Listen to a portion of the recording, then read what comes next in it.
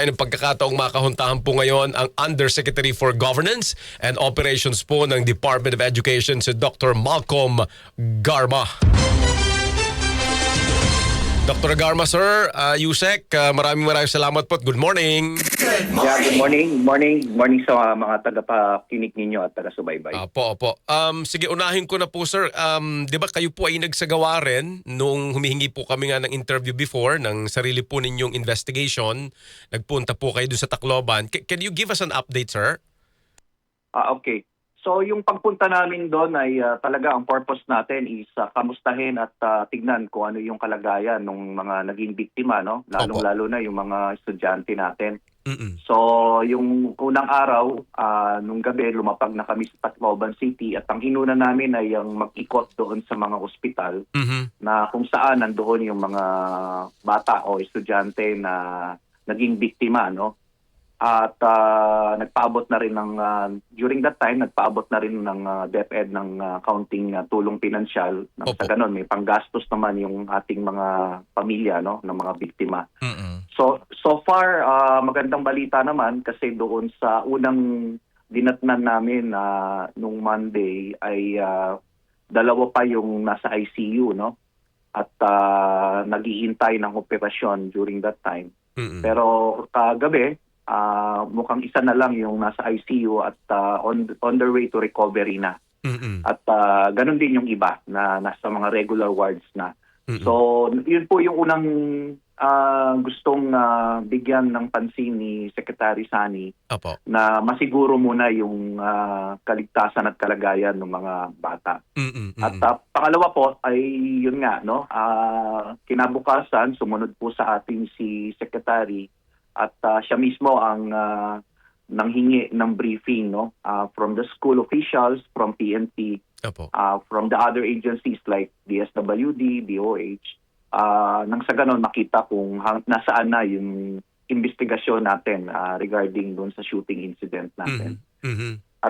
At yun nga, nakita natin na although ongoing pa, no, yung finalization ng investigation ng PNP, nakita na natin yung mga unang indikasyon, no, na itong pamamaril na ginawa ng dalawang minor de edad ay sort of napagplanuhan nila, no, bago nila isagawa ito.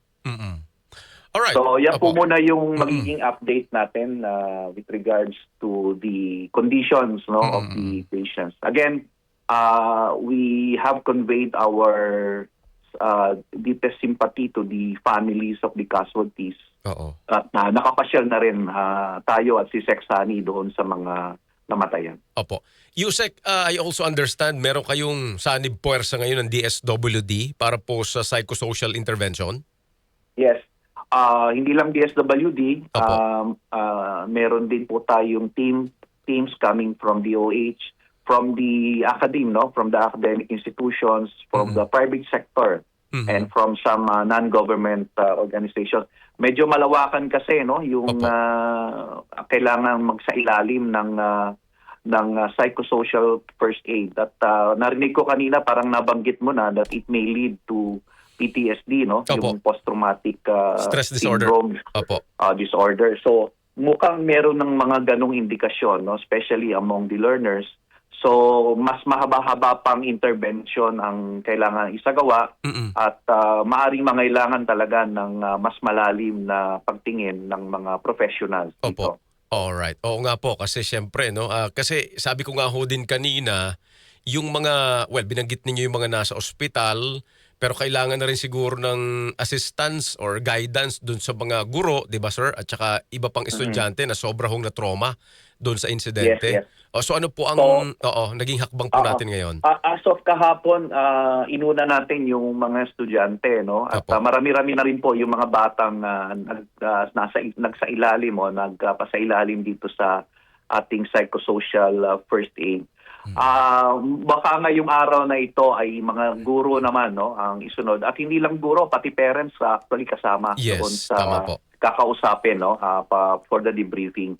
So ano ito parang yung sugat nito hindi lang doon sa school, hindi lang doon sa mga bata, parang buong community ay medyo na trauma dito sa pangyayaring ito. Hindi That's talaga right. inaasahan. That's right. Kayo po ba may information din dito po sa latest na ibinalita ni Secretary John Vic Remulla tukol po doon naman sa Tolosa National High School sa Leyte rin? Yung napigilan daw ng mga pulis po yung isa pang bantang pamamaril? Well, ako personally narinig ko na lang during the sa social media ko na lang nabasa. Opo. And I think even as an institution, DepEd, nalaman na lang namin to kasi talagang mahirap malaman yan agad, no? Kasi that is a product of intelligence work. Tama. So mabuti naman, no? At we are thankful to the ILG, to PNP, and to our law enforcement agencies Mm-mm. for preempting, no, if ever na talagang ito ay totoong dapat nangyari, no. Right. Again, we also would like to thank Senator Bam, no, kasi based on the news, mukhang based on the tip-off ni Senator Bam, yung intelligence work na yon. Opo. At kita rin natin, Dr. Garma, no, Yusek, yung, series din ng mga reports, nakikita po natin parang, I don't know, ito'y feeling ko lang na nagsusunod-sunod ho itong mga ito na kinasasangkutan ng mga estudyante po natin. At unfortunately, mga nasa basic ed din. Ano ho ang inyong parang pinag-uusapan dyan ngayon? Nung isang araw may lumabas din na report na ho doon sa school level review na inyo pong ginagawa so far. Ano pong update dyan, sir? Well, number one, immediately, no, hindi naman ito knee-jerk, hindi naman very reactive kasi matagal na po nating nailatag yung polisiya Yes. on adjusting or heightening our security measures sa loob ng school. Kasi if you remember, last year meron na rin tayong ganitong incident, although lower scale, no, yung pamamaril dito naman sa Nueva Ecija. Mm-mm. So right after that incident, we have reviewed already our policies, no, with regards to school security. So naglabas na tayo early part of this year, naglabas na tayo ng policy natin on heightening and adjusting our security measures. Ang tawag po natin dyan is ensuring safety and motivating learning environment. Mm-mm. So nilatag na po natin doon yung mga ano ba yung mga dapat hanapin o dapat gawin, no, sa loob ng school to ensure na magiging ligtas. Kasama na po diyan yung hangga't kaya at hangga't maaari ay ang paglalagay ng mga security personnel, no, sa ating mga gates, sa mga paaralan natin, and to do or conduct bag check or bag search. At although pwede namang random kasi yan, lalo yung malalaking school, hindi naman pwedeng isa-isahin, kundi malilate na lahat ng bata. So Right. random po ito. At kabilang na rin po dyan yung paglalagay ng mga CCTV and the use of metal detector. Ang problema lang natin talaga, hindi pare-pareho ang kakayanan ng mga schools natin, no, to provide, no, everything. And we are doing all we can sa DepEd to, number one, to look for sources, no, resources, so our schools will be able to provide this.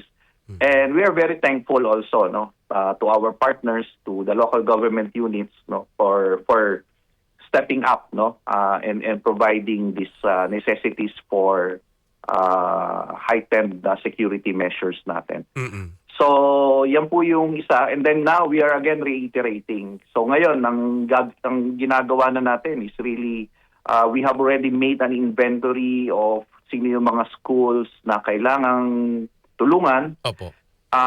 Hindi naman natin kayang lahatin. So, ang Yes. ginagawa namin, we are being strategic about it. So, kahapon meeting namin ang PNP. Mhm.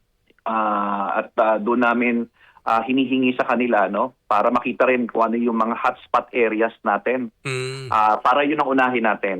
Opo. So may mga schools kasi tayo na talagang hindi man yung school ang at risk but the community, no. Right. Medyo high incidence merong high crime incidents doon sa community, and that makes our school vulnerable. So unahin natin itong mga at risk na para nang sa ganon ay ito muna yung unang matulungan natin. Opo. At syempre pag pinag-usapan natin, Yusek, yung at risk, highly vulnerable, ito yung may napakaraming bilang ng estudyante, at kung titingnan natin yung guard to student ratio ay mababa, ano ho?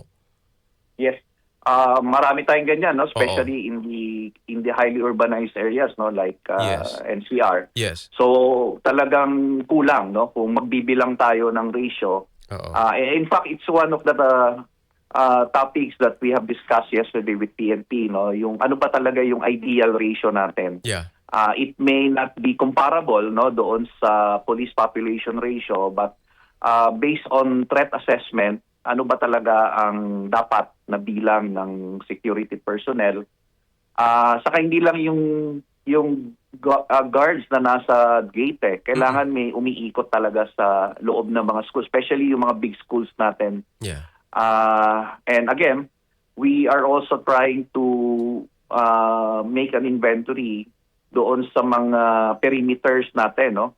Kasi katulad nung sa Tacloban, Mm-mm. meron mang gwardiya sa gate Mm-mm. sa ibang lugar o sa ibang parte ng eskwelahan pumasok yung dalawang perpetrators. So these are all things that we have already undertaken and we are continuously doing so that to ensure na yung at least yung internal Yes. environment ng schools natin are safe. However, yung labas ang kailangan din nating tignan, no? Opo. Yung visibility rin ng ating mga law enforcers and at the same time yung vigilance ng community outside the school. Oo. Kasi malaking deterrence na yon eh. Kung alam nilang merong mga nag-iikot, nagpapatrol na law enforcers or even our barangay officials, tanod, BPSO, magdadalawang isip bago gawin yung hindi magandang gawain. Opo. Yusek din, sa ilang mga report, itong nangyari sa Tacloban is being considered to be the first daw, no, na mass shooting dito sa Pilipinas. Yes. And I'm wondering how will this, perception, real naman ito, will affect your strategic planning po sa DepEd? Oo, talagang, meron lang ganyang similar, gaya na nabanggit ko, no, yung sa Nueva Ecija. Pero yung medyo, in terms of scale, ito na talaga siguro yung una Opo. at pinakamalaki. And if it happened in Tacloban, it can happen also in other areas, no, in other schools. Opo. So isa ngayon sa adjustment that we are looking into is to dagdagan na natin yung mga security protocols natin or even DRR protocols natin, no? So we have a very well-established protocol on earthquake drills, on fire drills.